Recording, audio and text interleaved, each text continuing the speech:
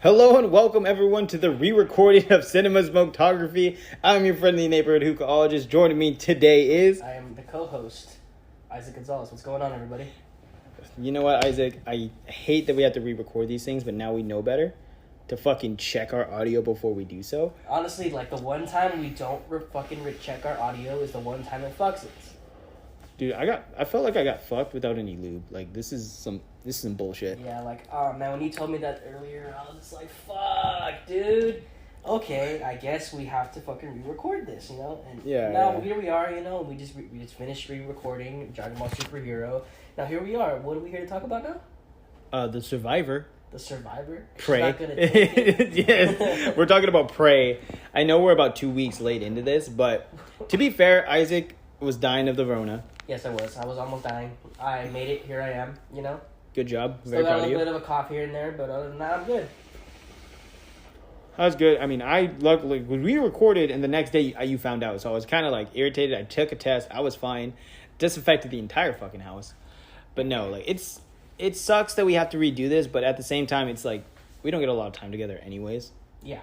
Honestly, because we're always so busy, which is easier to kind of, and plus, I know we always hang out and record. Yeah. But it's always just nice to hang out with you because we always get like a good 45 minutes before so, and we catch up about life. Yeah. So it's not. Yeah. So it's cool, you know. Do this 2 days in a week, but 2 days within the week. But I know. I'm already tired of you. Fuck, dude. Right? Fuck. My business partner over here, fucking annoying me. Oh, I'm annoying you. As he just fed me. As I feed, yeah, bitch, I feed you. I feed you more than I feed the girl that I'm dating. Yeah, that is true. I'm blessed to be fed by my own girlfriend and by you. I know, you fucking prick. No, it was so funny because she was like on the phone with me. She's like, and then she can hear our conversation. She's like, you feed me? She's like, well, he feeds me more than he feeds you. I'm like acting I don't fucking send her DoorDash at work. Yeah, I can send her. Oh, is that what you said? But you've been sending DoorDash, but not even to yourself. Yeah, like I send her DoorDash. Like, I mean, she works a lot, and she's a counselor, so she doesn't get a lot of time to like step away from. Yeah, shout out to Tommy's girlfriend, you know. Yes, you know, I haven't officially asked her to be my girlfriend, but like, I kind of like I was in the car. I was like, yeah, because you're my girlfriend. I want to say girlfriend, and she's like, girlfriend. This broad just looks out like over there. Is that what you're talking about? I'm like, I hate you. Okay, well, Tommy's unrequited love. Yeah, do you know what? It's funny because she's the level of sarcastic as me, so I'm like, fuck. Of course. Well, shit. There might be a problem here. Anyways, back to the topic. Back to the topic at hand here. Speaking of female protagonists, Prey. Part of the Predator franchise here, guys. A new 2022, we still can get a Predator film that's still as good as the original. Oh, dude, this was such a good movie as the original. And did you, I'm sure you already know this, but did you guys know that Alien vs. Predator and Alien vs. Predator Requiem are actually canon to two separate franchises? Well, Predators, I think I re-listened to it. So AVP is to Aliens because they have the Weyland Corporation, right? All about that. And then you have AVPR, which is canon to the Predator franchise. I could have swore you told me it was the other way around. I think it's this way. I'm pretty sure. I could get it backwards. We'll double check our research just to double check. But for the fact, we do research before we do these things. We don't just talk about random things. Yes, and speaking of that, like we did, you know, because we do conduct our research too, and ranking it among the films that, you know, from the Predator franchise. You know, we haven't seen them all, but we are fans of this franchise, which, you know, leads us to another thing eventually where we do rewatch the entire franchise. That's a lot of movies. It's really not that many movies. It feels like a lot. It's only like 10. Dude, the Yakuza culture in general is just a lot to go by because there's a lot of stuff that's canon and non-canon, especially with the pistol that the Frenchman uses because it's in a Predator comic and how they have that flit pistol. It's the same pistol that was in Predator 2. Yes, and that's the thing. So it's in Predator 2, but in the comic books it was owned to a pirate that that got mutinied, and the Predator happened to be there. Yeah. And now they reintroduce it here, and that's where the first official look into it is, because this is the first time the Predator has been on Earth. Yeah. Since, I mean, it could, as of our knowledge, it could have came down through caveman times, but who knows? But then again, this is maybe it hunted dinosaurs. First, you know, saying of the Predator showing up to face one of the main protagonists. Mm-hmm. That's part of the Comanche clan. That honestly, she's a very good character, and you know. It's crazy because if you were to like compare her to like the other female protagonists in like, for instance, like Terminator or like Aliens, you could say oh man, like this movie's really good, but you know it's so woke. And please go on your tangent. Okay, as if you insist. So to me, act like you don't hold back on it. Come on now. The woke culture here for this movie, especially because I've watched a lot of reviews on certain people that do not like woke culture, and it's understandable. You know, it's been shoved down our throats over the last couple of years. You know, but at the same time, I have an issue with that. How can you say this movie's woke when we've had characters like Sarah Connor and what's her name again from Aliens? I always forget her name. Ridley, and like you guys, and this movies were made back in the fucking like what 80s. Like 80s and like early 90s, whatever, and like you Katniss Everdeen, and fucking even the Hunger Games, y'all didn't bitch about it then because she's not white. Man, that's probably what it is at this point. Like I don't understand the whole like issue with that. What's wrong with having a strong female lead? I don't get that. You know, especially who knows what especially when you see like bits and pieces of her character development throughout the story, where she's trying to be as good as the men, and that's perfectly fine, especially because it's not even the men, it's her brother that she's trying to be like, right? Because her brother's a real fucking badass in this movie. 100%. And if she wasn't in this movie, I would have still been fine with the brother being the main protagonist, right? Especially because of the fact that he went toe to toe with the Predator, and like basically won, and almost basically won. Yeah, but he went camouflage and it was done for. Yeah, you know what's cool about this? I actually found this out today too as I was driving to work, is that some of this influence of this movie was based off the new God of War video game. Really? I had no idea. Well, take the Tomahawk for instance, and you know how Kratos has the axe now, it can come back to him. That's where they got that influence from there, right? Isn't that kind of crazy? Like it's pretty crazy, right? So that's one thing that was actually taken from there, and it's taken from other aspects from, and you can see where influences come from. So I thought that was cool. And oh my god, we just said her name so many times. What is the lead's name? The female. For what? Oh, Naru. Naru's dad is a very well-known, Indian actor, right? And want to know who he's based out of? Who? Nightwolf. He does the modeling for Nightwolf in Mortal Kombat 11. Oh, that's pretty sweet. Right? That's pretty cool. So, like, two video games, like, kind of, Mortal Kombat not so much, but Nightwolf is in there, and in Mortal Kombat X, guess who's a downloadable character? Predator. So, I mean, that's cool. I thought that was pretty interesting knowledge. That's pretty sweet. And it's cool because, like, I talked about this with you before. There's two different versions of the film. Mm-hmm. It's not technically it's two different audio versions of the film. The Comanche version and then the English dub. And the English version of it. And the Comanche dub is a lot more. I feel like because I watched the Comanche dub through watching. Oh, you did watch it? I watched it as like a reactor. Oh, okay. Because I wanted to catch certain things and rewatch it with somebody else too to see what they thought about it. Maybe get some points. And I was watching it and I was like, wow, the Comanche dub is like way more intense to me. I don't know why. But then again, the Comanche dub is basically the same version of the film, but it in their native tongue. In the native tongue the whole entire time instead of additional. And that's crazy. Like Indian culture in general, depending on what tribe you look at, they are like very commanding, right? And it is very like when they go on hunts and they're going to battle, it's very serious, and you don't get that when they speak in English.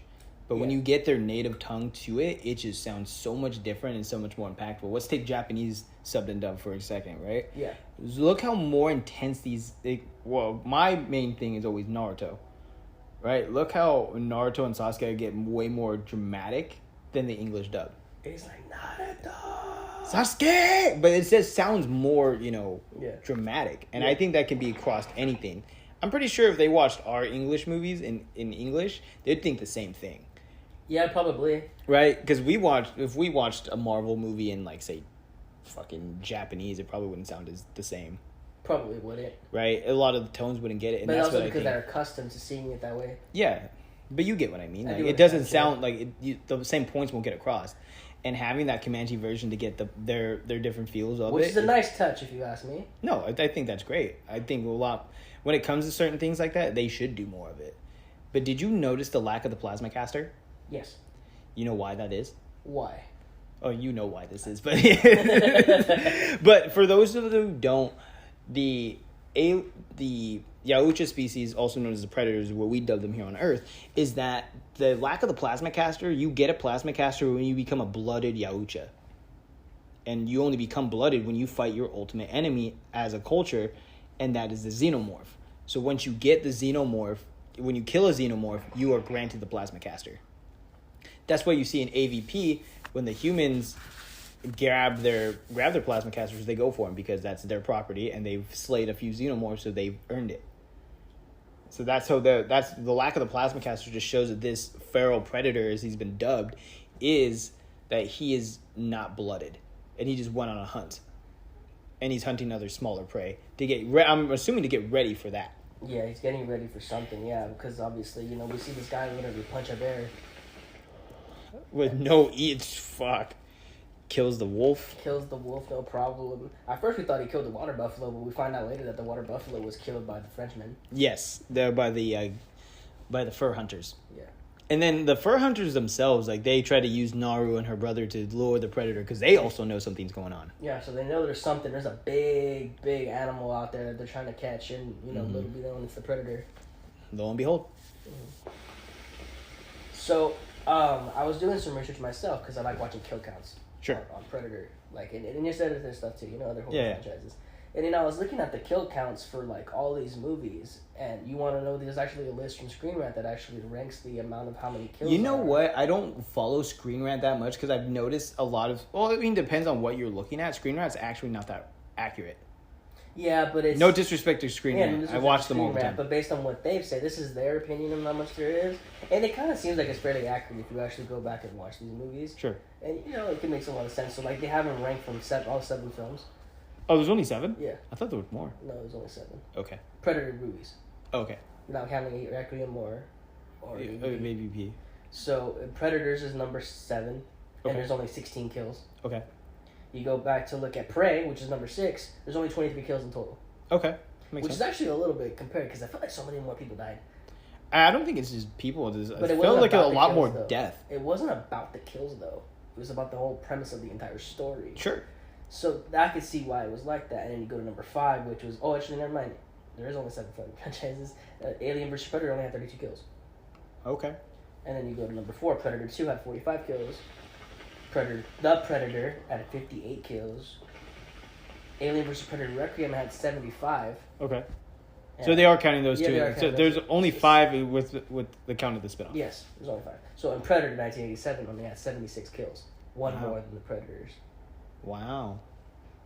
Which is crazy because, like, I don't remember there being that many fucking kills in the Predator movie, but it makes a lot of sense. I mean, when their whole culture is hunting things for game and killing it, so that makes sense.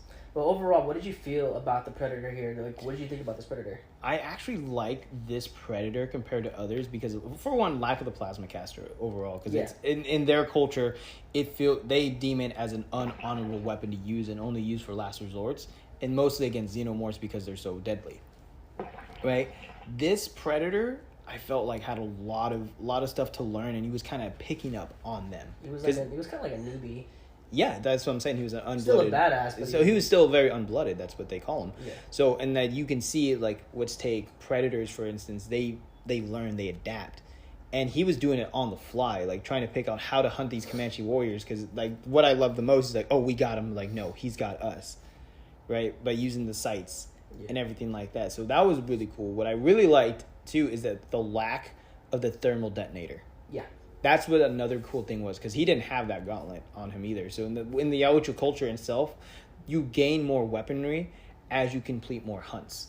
So he was very, very new to this altogether, and he was proving himself fairly well. Not to mention, I think he's the biggest looking fucking Predator, because I swear to God, not besides the Berserker Predator and all the other ones in the Predator movies. Yeah. The Predator movie, I feel like this is like the biggest motherfucker that I've seen, because I remember them being that big. And he was one ugly motherfucker. He's not as ugly as the Berserker Predator. Oh, yeah, definitely. But he's an ugly motherfucker. But he's Yeah. huge. He was as tall as a bear.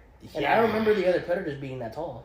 Oh, no, dude. Like, I love the look of the practical effects they used for this. Oh, yeah. The use of practical effects to bring him to life was amazing. Yeah, it's super cool because I watched the behind the scenes and how they did it.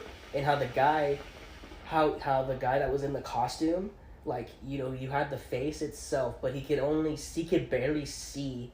He had like 2 little peepholes under the like where his chest was, like where the neck is, to be able to see. And how he was able to figure out how to walk and get into his scenes was that he left like a trail enough to be able to follow it, to be able to go to make his mark where he was trying to do. Oh, nice. So yeah, I was watching like the behind the scenes and how they did it, and the guy that was in the costume and how it looked like it was all practical. Right.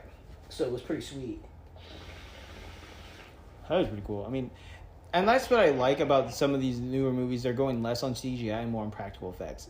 Because let's face it, like, you can only CGI so many things. Because I know I point this out a lot, and I know it because well, look what's in my fucking apartment.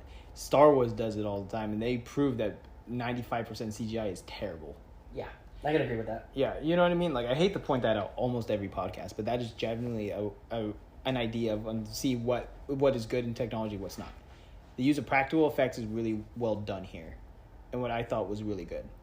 And the cool thing about the Predator franchise itself is that not only, especially this film, they have a lot of callbacks to the original, right? Like, if it bleeds, it can be killed.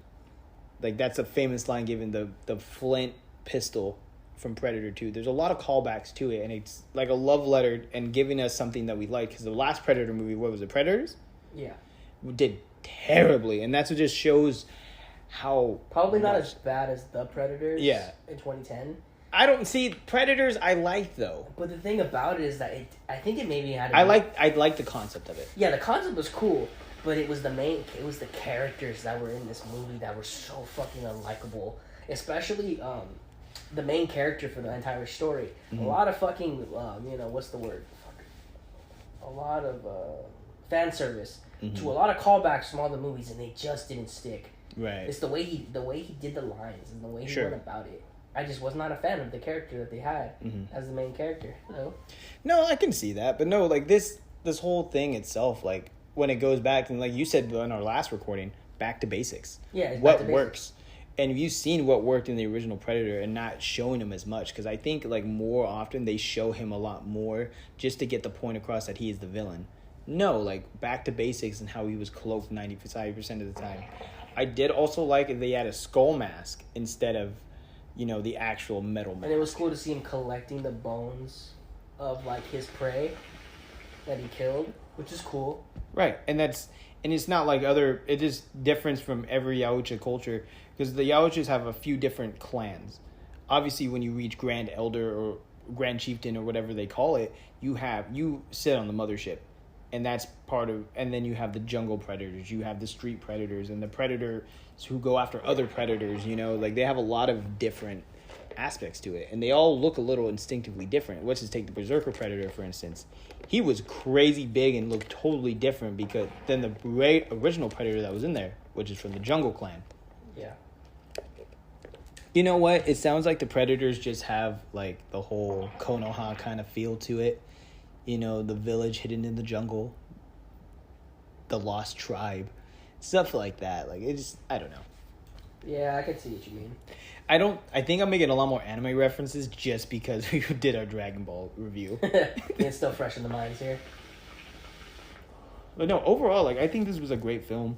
It was very well paced. It really was. And I like the pacing of movies. Like, that's my major thing when I think I look at movies. Like, how is the pacing? Right, because there are some movies that are very rushed, right, and you can feel like it was rushed. This one felt like it took its time and knew what it was doing. It was paced very well. Like the 2 hours didn't even go by. And every character was actually really likable.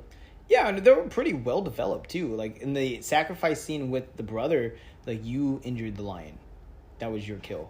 You just happened to get knocked the fuck out. Yeah, like. And you see her progress each time she does her little training montage throughout the forest. Right. And especially with her, her partner in crime, the dog.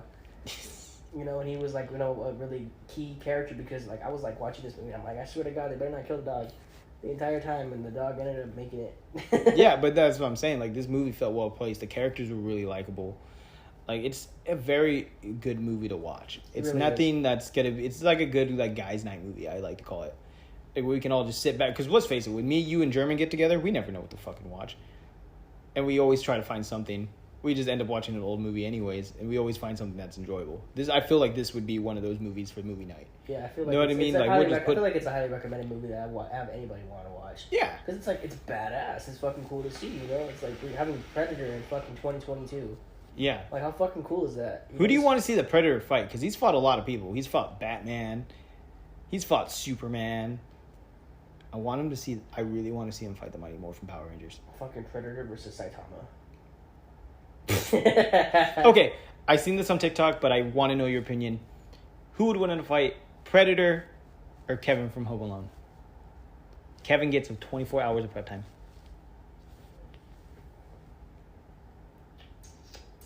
I mean, all he has to do is use the camouflage. I don't know, man. I may not like Home Alone, but Kevin's pretty practical. He's pretty knowledgeable. I think Kevin's got him. I don't know. You ever seen that one Robot Chicken episode when he goes against Michael Myers because they accidentally go to the wrong house? Yeah. Oh my god, no. Oh my god, no. Or like the Family Guy bit where they have comparable fucking burglars. Oh, you just shot him. No witnesses. Yeah, that man literally committed murder in Home Alone. That man needs to see somebody. That kiddo. Well, I don't know. Do you got anything else to say about this movie? That, besides it was a really good fucking movie, and... Oh, actually, there's one thing I did want to talk about. The ending.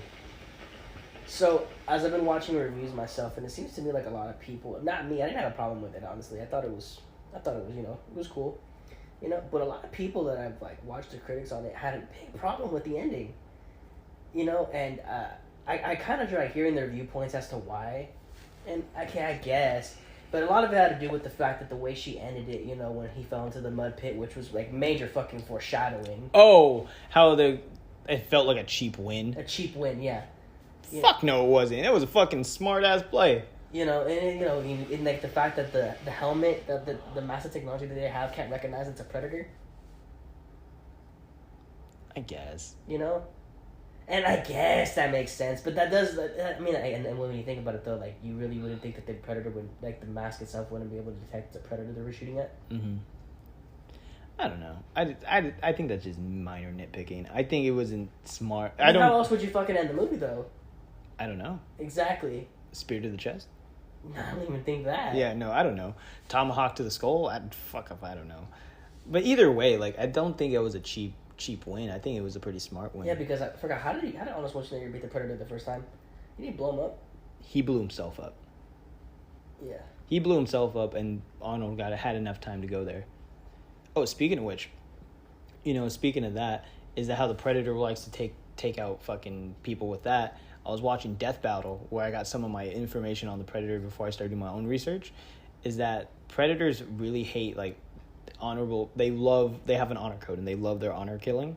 And then if they fought someone like Boba Fett, who's like overly predictable and like not overly predictable, a lot more tricky and not necessarily willing to an honor code, and how the Ayucha culture actually kind of follows on that, because if you're going to be so struck by what you're doing and you can't see the clear cut to victory, you're going to die. And I think that's what it was. Like, she was a little bit more trickier to do so. And not to mention she figured out that the orange flower that they use for healing cools the blood. Right. That she becomes undetectable through his heat vision. Or his heat radar. Yeah, exactly. And that's what I'm saying. Like, people are aware of that. I don't think they necessarily get the honor code, right? But they get how they can find their weaknesses. And if the Predator doesn't find you as honorable play, that's why he didn't initially go for the injured person, or how he let Naru go away several times. Yeah. Because it was an unhonorable kill. But I think she kind of caught up on that, and knowing if she was unarmed or anything, she can trick him to do so and win. Which is why, because like in the very beginning of the first encounter with the Predator, he let her go. And also he saved her. Did he? Yeah, he basically saved her. Oh, you're right. It took me a while to actually pick up on that, but you are right. That's true. Yeah, he actually saved her from the bear. He did, and then she got away. That's how she got away in the first place. He didn't go after her. He didn't start going after her until she started striking back. Or actually when her tribe started striking back. Mm-hmm. So yeah, no, that makes sense. But that's what I'm saying. Like, people are aware of that, and I think if it's a nitpick, like, oh, it's an easy win, it's just a person who's being hunted by this predator. I'm pretty sure you would have done the same thing, Right? It's not a cheap way of winning. It's using your environment or finding a way to get around certain things. Yeah, people said they were okay with him falling in the pit and just dying like that. Nah, fuck that. Technical difficulties aside today, I'm really getting sick and tired of this. I forgot what last part it caught. But Well, that's the way to kill somebody. That's just... It had to be. I think it's the only way that could have been done. So it is what it is, So I guess we'll just leave it at that. Honestly, I think there's no other way to put this, that this is an enjoyable film. I think it's just a great way to kind of get everything to begin with and how they did everything. And I'm perfectly fine with the way they killed off the Predator. She needed proof to take to the tribe anyways. And she became the new war chief. Hoorah. Hoorah. That's probably not their battle cry. I'm pretty sure. Don't hate me for that. Anyways, guys, that's all we have for this episode. Thank you again for tuning in. Don't forget to follow us on Instagram and on YouTube. And if you guys want to be a part of the podcast, let us know. We would love to have somebody else on there. Yeah, guys, our DMs are open. Please come. Leave a like and follow on our Instagram. Until next time, guys, keep smoking. Peace.